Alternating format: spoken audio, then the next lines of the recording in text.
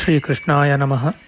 ವಸುದೇವಸುತಂ ದೇವಂ ಕಂಸಚಾಣೂರಮರ್ದನಂ ದೇವಕೀ ಪರಮಾನಂದಂ ಕೃಷ್ಣಂ ವಂದೇ ಜಗದ್ಗುರುಂ. ಬ್ರಹ್ಮಸ್ಥಾನ ಸರೋಜ ಮಧ್ಯವಿಲಸಚ್ಛೀತಾಂಶು ಪೀಠಸ್ಥಿತಂ ಸ್ಫೂರ್ಜತ್ಸೂರ್ಯರುಚಿಂ ವರಾಭಯಕರಂ ಕರ್ಪೂರಕುಂದೋಜ್ವಲಂ ಶ್ವೇತಸ್ರಗ್ವಸನಾನುಲೇಪನಯುತಂ ವಿದ್ಯುದ್ರುಚಾ ಕಾಂತಯಾ ಸಂಶ್ಲಿಷ್ಟಾರ್ಧತನುಂ ಪ್ರಸನ್ನವದನಂ ವಂದೇ ಗುರುಂ ಸಾದರಂ. ಶ್ರೀಗುರುಭ್ಯೋ ನಮಃ. ಲಂಬೋದರಂ ಪರಮಸುಂದರಮೇಕದಂತಂ ರಕ್ತಾಂಬರಂ ತ್ರಿನಯನಂ ಪರಮಂ ಪವಿತ್ರಂ ಉದ್ಯದ್ದಿವಾಕರಕರೋಜ್ವಲಕಾಯಕಾಂತಂ ವಿಘ್ನೇಶ್ವರಂ ಸಕಲವಿಘ್ನಹರಂ ನಮಾಮಿ. ತ್ವಾಂ ದೇವ ವಿಘ್ನಧಲನೇತಿ ಚ ಸುಂದರೇತಿ ಭಕ್ತಿಪ್ರಿಯೇತಿ ಸುಖದೇತಿ ಫಲಪ್ರದೇತಿ ವಿದ್ಯಾಪ್ರದೇತ್ಯಗಹರೇತಿ ಚ ಯೇ ಸ್ತುವಂತಿ ತೇಭ್ಯೋ ಗಣೇಶವರದೋ ಭವನಿತ್ಯಮೇವ. ಶ್ರೀಮಹಾಗಣಪತಯೇ ನಮಃ. ಯಾ ಕುಂದೇಂದು ತುಷಾರಹಾರಧವಳ ಯಾ ಶುಭ್ರವಸ್ತ್ರಾವೃತ ಯಾ ವೀಣಾ ವರದಂಡಮಂಡಿತಕರ ಯಾ ಶ್ವೇತಪದ್ಮಾಸನ ಯಾ ಬ್ರಹ್ಮಾಚ್ಯುತಶಂಕರಪ್ರಭೃತಿಭಿಃ ದೇವೈಃ ಸದಾ ವಂದಿತಾ ಸಾ ಮಾಂ ಪಾತು ಸರಸ್ವತೀ ಭಗವತಿ ನಿಶ್ಶೇಷಜಾಡ್ಯಾಪಃ. ಶ್ರೀ ಸರಸ್ವತ್ಯೇ ನಮಃ. ವೇದಾರ್ಥತತ್ವವಿಶದೀಕರಣೇನ ಪುಂಸಾಂ ಉಚ್ಚೈರ್ಗತಿಂ ಜಗತಿ ಯೋ ದಯಯಾ ವಿಧಾತುಂ ರಮ್ಯಾಂ ಪುರಾಣಪದವೀಂ ಪ್ರಣಿನಾಯ ತಸ್ಮೈ ಲೋಕೇಶವೈಭವಪುಷೇ ಋಷಯೇ ನಮಸ್ತಾತ್. ತಸ್ಮೈ ವ್ಯಾಸಾಯ ಮುನಯೇ ಸರ್ವಜ್ಞಾಯ ಮಹರ್ಷಯೇ ಪಾರಾಶರ್ಯಾಯ ಶಾಂತಾಯ ನಮೋ ನಾರಾಯಣಾತ್ಮನೇ. ಶ್ರೀವ್ಯಾಸಾಯ ನಮಃ. ನಾರಾಯಣಂ ನಮಸ್ಕೃತ್ಯ ನರಂ ಚೈವ ನರೋತ್ತಮಂ ದೇವೀಂ ಸರಸ್ವತೀಂ ವ್ಯಾಸಂ ತತೋ ಜಯಮುದೀರಯೇತ್. ಕನಕರುಚಿದುಕೂಲಃ ಕುಂಡಲೋಲ್ಲಾಸಿಗಲ್ಲಃ ಶಮಿತಭುವನಭಾರಃ ಕೋಪಿ ಲೀಲಾವತಾರಃ ತ್ರಿಭುವನಸುಖಕಾರಿ ಶೇಷಶಾಯೀ ಮುಕುಂದೋ ಪರಿಕಲಿತರಮಾಂಗೋ ಮಂಗಲಂ ನಸ್ತನೋತು. ನಮಾಮಿ ಗೋವಿಂದಪದಾರವಿಂದಂ ಸದೇಂದಿರಾನಂದನಮುತ್ತಮಾಡ್ಯಂ ಜಗಜ್ಜನಾನಾಂ ಹೃದಿ ಸನ್ನಿವಿಷ್ಟಂ ಮಹಾಜನೈಕಾಯನಮುತ್ತಮೋತ್ತಮಂ.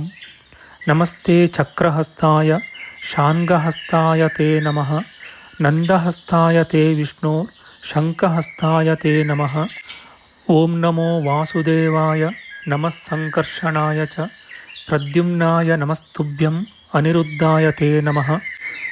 ದಂಷ್ಟ್ರಾಗ್ರೇಣೋ ಧೃತಾ ಗೌರು ದಧಿಪರಿವೃತಾ ಪರ್ವತೈರ್ನಿಮ್ನಗಾಭಿಃ ಸಾಕಂ ಮೃತ್ಪಿಂಡವದ್ಬೃಹದುರ್ವಪುಷಾನಂತರೂಪೇಣ ಯೇನ ಸೋಯಂ ಕಂಸಾಸುರಾರಿರ್ಮುರನರಕದಶಾಸ್ಯಾಂತಕೃತ್ಸರ್ವಸಂಸ್ಥಃ ಕೃಷ್ಣೋ ವಿಷ್ಣುಃಸುರೇಶೋ ನುದತು ಮಮ ರಿಪೂನ್ ಆದಿದೇವೋ ವರಾಹಃ.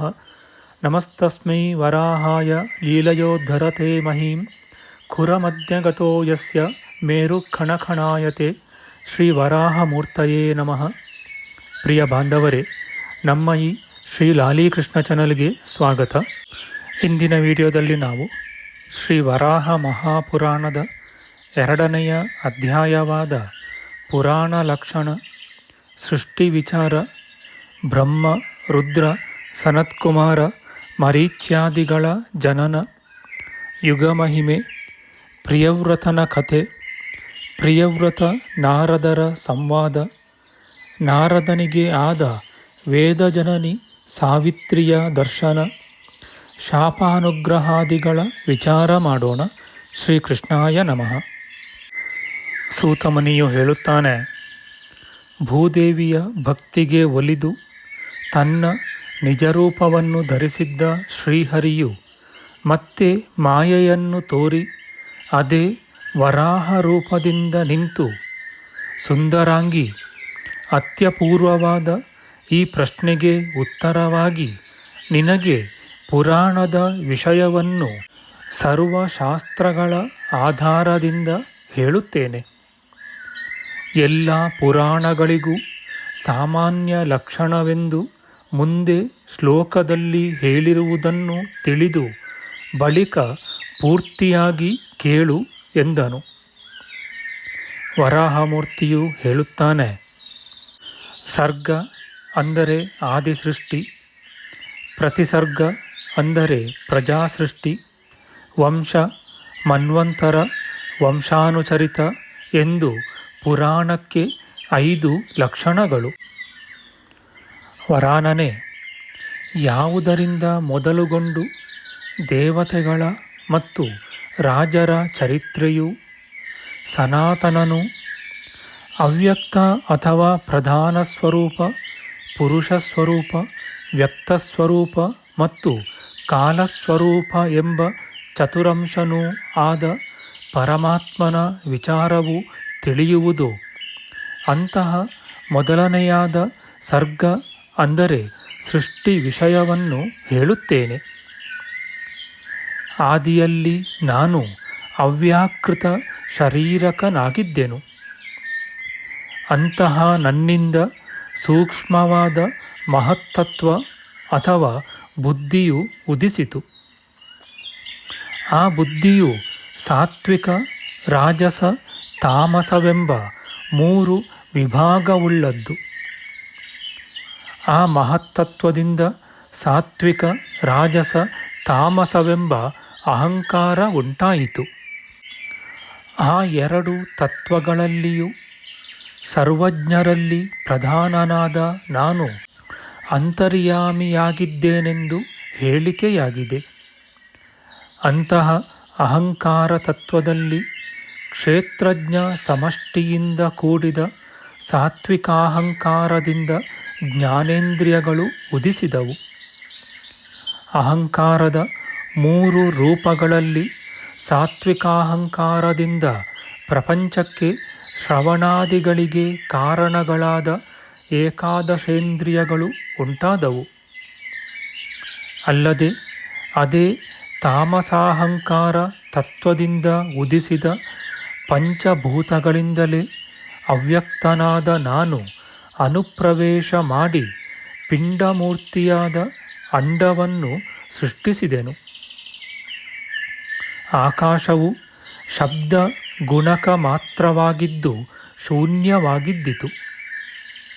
ಬಳಿಕ ಅದರಿಂದ ವಾಯುವು, ಆ ವಾಯುವಿನಿಂದ ಅಗ್ನಿಯು, ಅಗ್ನಿಯಿಂದ ಜಲವು, ಆಮೇಲೆ ಜಲದಿಂದ ಭೂತಧಾತ್ರಿಯಾದ ಪೃಥ್ವಿಯೆಂಬ ನೀನು ನನ್ನಿಂದ ಸೃಷ್ಟಿಸಲ್ಪಟ್ಟಿರಿ. ಪೃಥ್ವಿಯೊಡನೆ ನೀರಿನಂತೆ ತೇಜಸ್ಸೇ ಮೊದಲಾದ ಇತರ ಭೂತಗಳ ಸಂಬಂಧವು ಉಂಟಾಗಲು ಗುಳ್ಳೆಯಿಂದ ಕೂಡಿದ ಪಿಂಡರೂಪವಾದ ಅಂಡವು ಉದಿಸಿತು. ಅದು ಬೆಳೆಯಲು ನನಗೆ ನಾನೇ ಆಪೋಮಯನಾಗಿ ಅದರಲ್ಲಿದ್ದೆನು. ಆ ನಾರವನ್ನು ಅಂದರೆ ನೀರನ್ನು ಸೃಷ್ಟಿಸಿ ಬಳಿಕ ನಾನು ಅದರಲ್ಲಿ ಇದ್ದುದರಿಂದಲೇ ನನಗೆ ನಾರಾಯಣನೆಂದು ಹೆಸರು. ನಾನು ಮತ್ತೆ ಕಲ್ಪಕಲ್ಪದಲ್ಲಿಯೂ ಅದರಲ್ಲಿ ಮಲಗುವೆನು. ಮಲಗಿದ ನನ್ನ ನಾಭಿ ಕಮಲದಲ್ಲಿ ಬ್ರಹ್ಮನು ಈಗಿನಂತೆಯೇ ಇರುವನು. ಇಂತಹ ನನ್ನ ನಾಭಿ ಕಮಲದಲ್ಲಿ ಬ್ರಹ್ಮನು ಎದ್ದು ನಿಂತನು. ಅವನಿಗೆ, ಎಲೈ ಮಹಾಮತಿಯೇ, ಪ್ರಜೆಗಳನ್ನು ಸೃಜಿಸು ಎಂದು ಹೇಳಿದೆನು. ಲೋಕಮಾತೆ, ನಾನು ಹೀಗೆಂದು ಕಣ್ಮರೆಯಾಗಲು ಆ ಬ್ರಹ್ಮನು ಚಿಂತಿಸುತ್ತಾ ಏನೂ ತೋಚದೆ ಸುಮ್ಮನಿದ್ದನು. ಆಗ ಅವ್ಯಕ್ತ ಜನ್ಮನಾದ ಬ್ರಹ್ಮನಿಗೆ ಮಹಾ ರೋಷ ಉಂಟಾಯಿತು. ಅದರಿಂದ ರೋಷಾತ್ಮ ಸಂಭೂತನಾದ ಒಬ್ಬ ಬಾಲನು ಉದಿಸಿದನು. ಅವ್ಯಕ್ತ ಮೂರ್ತಿಯಾದ ಬ್ರಹ್ಮನು ಅಳುತ್ತಿರುವ ಆ ಬಾಲನನ್ನು ತಡೆಯಲು ಅವನು ನನಗೆ ಹೆಸರಿಡು ಎಂದನು. ಬ್ರಹ್ಮನು ರುದ್ರನೆಂದು ಹೆಸರಿಟ್ಟನು. ಬ್ರಹ್ಮನು ಲೋಕವನ್ನು ಸೃಜಿಸೆಂದು ಅವನಿಗೆ ಹೇಳಿದರೂ ಅಶಕ್ತನಾಗಿ ತಪಸ್ಸನ್ನು ಕೈಗೊಂಡು ನೀರಿನಲ್ಲಿ ಮುಳುಗಿದನು. ಆಗ ಬ್ರಹ್ಮನು ತಿರುಗಿ ತನ್ನ ಬಲಗಾಲಿನ ಹೆಬ್ಬೆರಳಿನಿಂದ ಮತ್ತೊಬ್ಬ ಸೃಷ್ಟಿಕರ್ತನನ್ನು, ಎಡಗಾಲ ಹೆಬ್ಬೆರಳಿನಿಂದ ಅವನಿಗೆ ಪತ್ನಿಯನ್ನು ಸೃಜಿಸಿದನು. ಆ ಪ್ರಭುವು ಅವಳಲ್ಲಿ ಸ್ವಯಂಭುವ ಮನುವನ್ನು ಪಡೆದನು.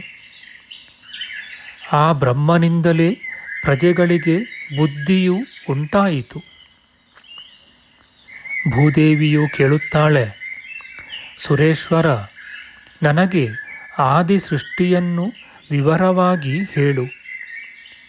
ನಾರಾಯಣನೆಂಬ ಹೆಸರುಳ್ಳ ಈ ಬ್ರಹ್ಮನು ಕಲ್ಪಾದಿಯಲ್ಲಿ ಹೇಗಿದ್ದನು? ಭಗವಂತನು ಹೇಳುತ್ತಾನೆ, ಭೂದೇವಿ, ನಾರಾಯಣಾತ್ಮಕನು ಸರ್ವಭೂತಗಳನ್ನು ಹೇಗೆ ಸೃಜಿಸಿದನೆಂಬುದನ್ನು ನಾನು ಹೇಳುತ್ತೇನೆ ಕೇಳು. ಕಳೆದ ಕಲ್ಪದ ಕಡೆಯಲ್ಲಿ ರಾತ್ರಿ ಮಲಗಿದ್ದು ಸತ್ವೋದ್ರೇಕಗೊಂಡ ಬ್ರಹ್ಮನು ಶೂನ್ಯವಾಗಿದ್ದ ಲೋಕವನ್ನು ನೋಡಿದನು. ಪರನು, ಅಚಿಂತ್ಯನು, ಪರಮಾತ್ಮನು, ಬ್ರಹ್ಮಸ್ವರೂಪನು, ಭಗವಂತನು, ಅನಾದಿಯೂ ಆದ ನಾರಾಯಣನೇ ಸರ್ವಜನಕನು. ಜಗತ್ಪ್ರಭುವು, ಬ್ರಹ್ಮಸ್ವರೂಪಿಯೂ ನಾಶರಹಿತನೂ ಆದ ನಾರಾಯಣ ದೇವನ ವಿಷಯದಲ್ಲಿ ನೀರು ನರನೆಂಬ ಪರಮಾತ್ಮನಿಂದ ಉದಿಸಿದುದರಿಂದ ಅದಕ್ಕೆ ನಾರವೆಂದು, ಅದಕ್ಕೆ ಅವನು ಆಶ್ರಯನಾದುದರಿಂದಲೂ ಆ ನೀರೇ ಅವನಿಗೆ ಮೊದಲು ನೆಲೆಯಾದುದರಿಂದಲೂ ಆ ಪರಮಾತ್ಮನಿಗೆ ನಾರಾಯಣನೆಂದು ಹೆಸರು ಎಂದು ಹೇಳುವರು. ಮುಂಚೆ ಕಲ್ಪಾದಿಯಲ್ಲಿ ಹೇಗೋ ಹಾಗೆಯೇ ಸೃಷ್ಟಿಯನ್ನು ಯೋಚಿಸುತ್ತಿದ್ದ ಚತುರ್ಮುಖ ಸ್ವರೂಪಿಯಾದ ವಿಷ್ಣುವಿಗೆ ಆ ಬುದ್ಧಿಪೂರ್ವಕವಾಗಿ ತಪೋಮಯವಾದ ತಮಸ್ಸು, ಮೋಹ, ಮಹಾಮೋಹ, ತಾಮಿಸ್ರ, ಅಂಧತಾಮಿಸ್ರ ಎಂಬ 5 ಬಗೆಯ ಅವಿದ್ಯೆಯುಂಟಾಯಿತು. ಮತ್ತು ಯೋಚಿಸುತ್ತಲೇ ಇದ್ದ ಅವನಿಗೆ 5 ಬಗೆಯ ಸೃಷ್ಟಿಯು ಹೊಳೆಯಿತು. ಸೃಷ್ಟಿಯನ್ನರಿತ ವಿದ್ವಾಂಸರು ಅದನ್ನು ಮುಖ್ಯ ಸೃಷ್ಟಿಯೆಂದು ಅರಿಯಬೇಕು. ಇನ್ನೂ ಉತ್ತಮ ಸೃಷ್ಟಿಯನ್ನು ಚಿಂತಿಸುತ್ತಿದ್ದ ಆತನಿಂದ ತಿರ್ಯಕ್-ಸ್ರೋತವೆಂಬ ಸೃಷ್ಟಿಯುಂಟಾಯಿತು. ಆದುದರಿಂದ ಅದಕ್ಕೆ ತಿರ್ಯಕ್-ಸ್ರೋತವೆಂದೇ ಹೆಸರಾಯಿತು. ಅದರಿಂದ ಉನ್ಮಾರ್ಗಗಾಮಿಗಳಾದ ಪಶ್ವಾದಿಗಳು ಉದಿಸಿದವು. ಬ್ರಹ್ಮನು ಆ ತಿರ್ಯಕ್-ಸ್ರೋತಸ್ಸನ್ನು ಅಸಾಧಕವೆಂದರಿತು ಊರ್ಧ್ವಸ್ರೋತಸ್ಸೆಂಬ ಸೃಷ್ಟಿಯನ್ನು ಮಾಡಿದನು. ಅದು ಸಾತ್ವಿಕವಾದುದು, ಧರ್ಮ ಪ್ರವರ್ತನೆಯುಳ್ಳದ್ದೂ ಆಗಿದ್ದಿತು. ಅದರಿಂದ ಊರ್ಧ್ವಚರರೂ ಗರ್ಭ ಸಂಭವರೂ ಆದ ಸರ್ವದೇವತೆಗಳೂ ಉದಿಸಿದರು. ಮುಖ್ಯ ಸರ್ಗಾದಿಯಾಗಿ ಉದಿಸಿದ ಅವೆಲ್ಲವನ್ನೂ ಅಸಾಧಕವೆಂದು ತಿಳಿದು ಬ್ರಹ್ಮದೇವನು ಮತ್ತೆ ಯೋಚಿಸಿ ಅರ್ವಾಕ್ಸ್ರೋತಸ್ಸನ್ನು ಸೃಜಿಸಿದನು. ಈ ಅರ್ವಾಕ್ಸ್ರೋತಸ್ಸಿನಲ್ಲಿ ಉದಿಸಿದ ಮನುಷ್ಯರು ಸಾಧಕರೆನಿಸಿಕೊಂಡರು. ಆ ಮಾನವರು ಬಹುಜ್ಞಾನವುಳ್ಳವರೂ, ತಮೋದ್ರೇಕವುಳ್ಳವರೂ, ರಜೋಧಿಕರೂ ಆದುದರಿಂದ ಅವರು ದುಃಖಬಾಹುಳ್ಯವುಳ್ಳವರು, ಮತ್ತೆ ಮತ್ತೆ ಕರ್ಮ ಮಾಡುವರು. ಸುಂದರಿ, ಹೀಗೆ ಈ 6 ಸೃಷ್ಟಿಗಳನ್ನು ನಿನಗೆ ಹೇಳಿದ್ದೇನೆ. ಮೊದಲನೆಯದು ಮಹತ್ಸೃಷ್ಟಿ, ಎರಡನೆಯದು ತನ್ಮಾತ್ರವೆಂದು ಹೆಸರುಳ್ಳದ್ದು, ವೈಕಾರಿಕವೆಂಬುದು ಮೂರನೆಯದು, ಇದಕ್ಕೆ ಐಂದ್ರಿಕವೆಂದು ಹೆಸರು. ಈ ಪ್ರಾಕೃತ ಸರ್ಗವು ಪರಬ್ರಹ್ಮನ ಬುದ್ಧಿಪೂರ್ವಕವಾಗಿ ಉದಿಸಿದುದು. ನಾಲ್ಕನೆಯದು ಮುಖ್ಯ ಸರ್ಗ, ಇದರಲ್ಲುದಿಸಿದ ಸ್ಥಾವರಗಳು ಮುಖ್ಯಗಳೆನಿಸಿಕೊಳ್ಳುವವು. ತಿರ್ಯಕ್-ಸ್ರೋತವೆಂಬುದಕ್ಕೆ ತೈರ್ಯಕ್-ಸ್ರೋತವೆಂದು ಹೆಸರುಂಟು. ಇದು 5ನೆಯ ಸೃಷ್ಟಿ. 6ನೆಯ ಊರ್ಧ್ವಸ್ರೋತಸ್ಸು, ಅಂದರೆ ದೇವತೆಗಳಿಗಿಂತಲೂ 7ನೆಯ ಅರ್ವಾಕ್ಸ್ರೋತಸ್ಸಿನ ಮನುಷ್ಯರು ಉತ್ತಮರು. ಎಂಟನೆಯದಾದ ಅನುಗ್ರಹ ಸೃಷ್ಟಿಯು ಸಾತ್ವಿಕವೂ ತಾಮಸವೂ ಆದುದು. ಇವೈದು ವೈಕೃತ ಸರ್ಗಗಳು ಎನಿಸಿಕೊಳ್ಳುವವು. ಮೊದಲನೆಯ ಮೂರು ಮಹದಾದಿಗಳು ಪ್ರಾಕೃತ ಸೃಷ್ಟಿ ಎನಿಸಿಕೊಳ್ಳುವವು. ಪ್ರಾಕೃತವೂ ವೈಕೃತವೂ ಆದ ಕೌಮಾರವು ಒಂಬತ್ತನೆಯದು. ಪ್ರಾಕೃತ ವೈಕೃತಗಳು ಕೌಮಾರವೂ ಕೂಡಿ 9 ಬಗೆಯ ಬ್ರಹ್ಮನ ಸೃಷ್ಟಿಗಳು ಜಗತ್ತಿಗೆ ಮೂಲ ಕಾರಣಗಳು. ಹೀಗೆ ಸೃಷ್ಟಿಗಳನ್ನು ಹೇಳಿದೆನು. ಮತ್ತೇನನ್ನು ಕೇಳಲು ಬಯಸುವೆ? ನಮ್ಮ ಮುಂದಿನ ವಿಡಿಯೋದಲ್ಲಿ ನಾವು ಶ್ರೀ ವರಾಹ ಮಹಾಪುರಾಣದ 2ನೆಯ ಅಧ್ಯಾಯದ ಉತ್ತರ ಭಾಗದ ವಿಚಾರ ಮಾಡೋಣ.